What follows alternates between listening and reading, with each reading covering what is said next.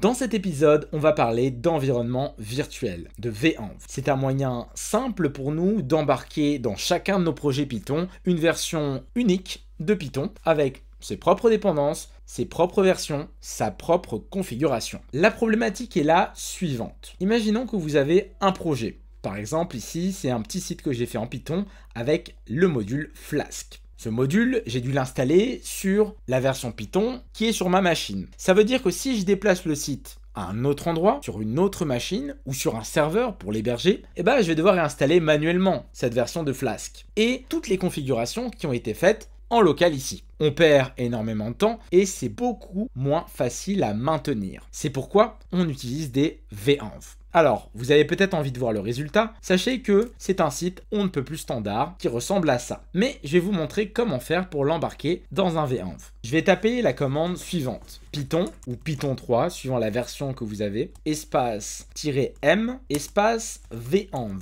Et juste après, on va lui donner un nom. Certains l'appellent myenv, d'autres env. Vous mettez le nom que vous voulez à ce niveau-là. Au moment où vous exécutez cette commande, ça va créer un nouveau dossier à l'intérieur de votre projet. Et c'est là où va être embarqué votre environnement personnalisé. Mais ça ne suffit pas, puisque dans le terminal, on va devoir activer l'environnement pour travailler à l'intérieur, puisque là, je suis encore à la racine. En fonction de votre système d'exploitation, vous aurez une commande à exécuter. Si vous êtes sur Windows, vous allez taper /env/script/activate. Si vous êtes sur Linux ou Mac, la commande sera source./env/bin/activate. Au moment où vous exécutez cette commande, vous retrouverez en préfixe votre environnement. Ça veut dire que vous êtes à l'intérieur. Tout ce que vous ferez en ligne de commande à partir de maintenant sera uniquement sur l'environnement en question. Si vous souhaitez sortir de l'environnement, vous tapez deactivate, comme ceci. On peut voir que le env a disparu, je suis donc à l'extérieur. Donc moi pour l'exemple, je vais le réactiver et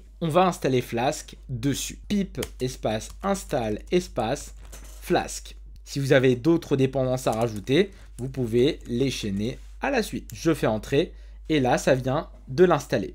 On va tester pour voir si ça n'a rien cassé. Je tape Python ou Python 3 espace app.py et là si tout se passe bien, j'arrive à déclencher mon programme et j'ai bien mon site internet. Maintenant je vais vous montrer comment geler ces dépendances pour en créer un fichier. Pour ce faire, vous allez taper pip espace freeze, mettre le signe plus grand que et mettre un nom pour le fichier. En général, on l'appelle requirements.txt.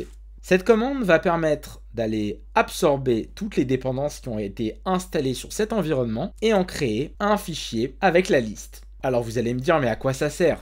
Ça va nous permettre, au moment où on déplace ce projet sur une autre machine, de réinstaller tout facilement avec la commande pip install espace -r et le nom du fichier. Ce qu'il va faire, c'est lire le fichier et réinstaller tout avec les bonnes versions. Donc vous avez plusieurs avantages à utiliser les virtualenv. Premier avantage, les dépendances. Deuxième avantage, la gestion des versions. Troisième avantage, les conflits et la sécurité. Bien évidemment, on peut aller beaucoup plus loin avec de la configuration individuelle d'environnement. On peut même mettre des variables d'environnement à l'intérieur de notre projet si besoin et puis les récupérer avec des outils comme OS par exemple. Mais là, on rentre sur des choses qui sont beaucoup plus situationnelles. Donc voilà un petit peu ce que je voulais vous montrer aujourd'hui. J'espère que ça vous aidera dans vos projets. Et nous, on se dit à très vite pour de prochaines vidéos. Ciao à tous.